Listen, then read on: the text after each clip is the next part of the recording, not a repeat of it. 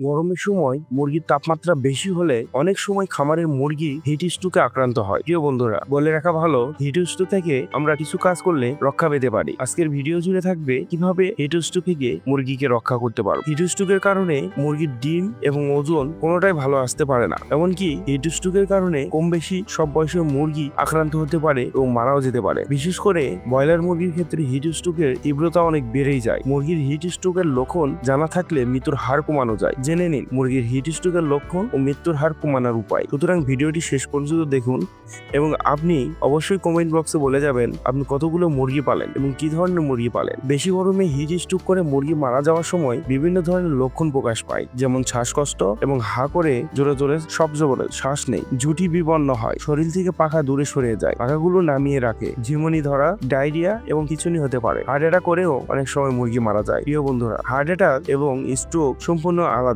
বেশি তাপমাত্রায় মুরগির মৃত্যুর হার কমানোর কয়েকটি উপায় রয়েছে। খামারে ঠান্ডা পরিষ্কার পানির ব্যবস্থা করতে হবে। পানি ঠান্ডা করতে প্রয়োজনে বরফের টুকরা দিয়ে রাখতে পারেন। খামার ঘর পরিষ্কার পরিচ্ছন্নতা রাখা অত্যন্ত জরুরি। সূর্যের আলো যেন ঘরের মধ্যে প্রবেশ না করে সেদিকে খেয়াল রাখতে হবে। পর্যাপ্ত পরিমাণ আলো বাতাস প্রবেশের সুযোগ করে দিতে হবে। পর্দা সম্পূর্ণ খুলে ফেলতে হবে। যে পাশে রোদ যাবে সেদিকে টেনে লম্বা করে বারান্দার মতো করে রাখতে হবে, যেন সেখানে বাতাস প্রবেশ করে, রোদ প্রবেশ না করে। কিন্তু পর্দা নামিয়ে রেখে রোদ ঠেকানো যাবে না, তাহলে পর্যাপ্ত পরিমাণ বাতাস মুরগি ফার্মে প্রবেশ করতে পারবে না। মুরগিকে দিনের শীতল সময় অর্থাৎ মুরগিকে শীতের ঠান্ডা সময় খাবার পরিবেশ করবেন, অর্থাৎ সকাল 9টা থেকে খাবার বন্ধ করবেন এবং বিকেল 4টা থেকে খাবার দেওয়া শুরু করবেন। দুপুরের অতিরিক্ত গরমে খাবার দেওয়া থেকে বিরত থাকতে হবে। তবে পানির পাত্র কখনোই ফাঁকা রাখা যাবে না, সবসময় ঠান্ডা পানি রাখবেন। টিনের চালের বস্তা ভিজিয়ে দিতে হবে। টিনের চালে বস্তা দিয়ে সেই বস্তাতে উপরে পানি দিলে কিছুটা নিয়ন্ত্রণ করা যায়। সিলিং ফ্যান ব্যবহারের চেয়ে স্ট্যান্ড ফ্যান ব্যবহার করা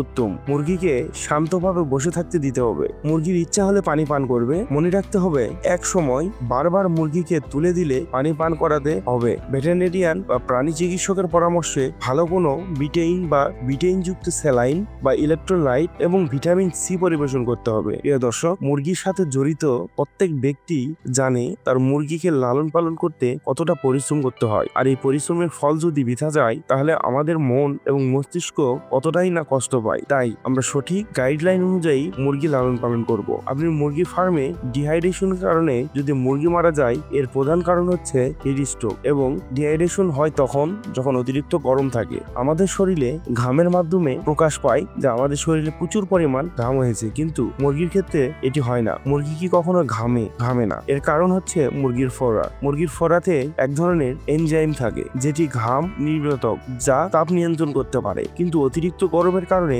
মুরগির ফোড়াগুলো তাপ নিয়ন্ত্রণের থেকে পারেই না। তাপ নিয়ন্ত্রণ করতে যখন ব্যর্থ হয়ে যায় তখন মুরগিগুলো দুর্বল হয়ে পড়তে থাকে এবং এভাবেই স্ট্রোক করতে থাকে। সুতরাং উপরের আলোচনা থেকে আমরা এটুকুই বুঝতে পারি, হিট স্ট্রোক থেকে রক্ষা করার জন্য যেমন পর্দার ব্যবস্থা ভালো রাখতে হবে, তেমন ঘরের মধ্যে ফ্যান বা ইলেকট্রিক পাখার ব্যবস্থা করে দিতে হবে। এমনকি যদি পারা সম্ভব হয় তাহলে টিনের উপরে পাতলা চট দিয়ে সেই চটটাকে ভিজিয়ে রাখতে হবে, যেন অনেকক্ষণ টিন ঠান্ডা থাকে এবং মুরগির ঘরটিও মোটামুটি স্বাভাবিক তাপমাত্রার মধ্যে ফিরে আসে। তাহলে আপনি মুরগির ওজন আসবে ভালো এবং আপনিও লাভবান হতে পারবেন। প্রিয় দর্শক, ভিডিওটি ভালো লেগে থাকলে কমেন্ট বক্সে লিখে যাবেন আপনি কতগুলো মুরগি পালেন। সবাই ভালো থাকবেন, সুস্থ থাকবেন। পরবর্তী ভিডিও দেখার জন্য আমন্ত্রণ জানালাম। আল্লাহ হাফিজ।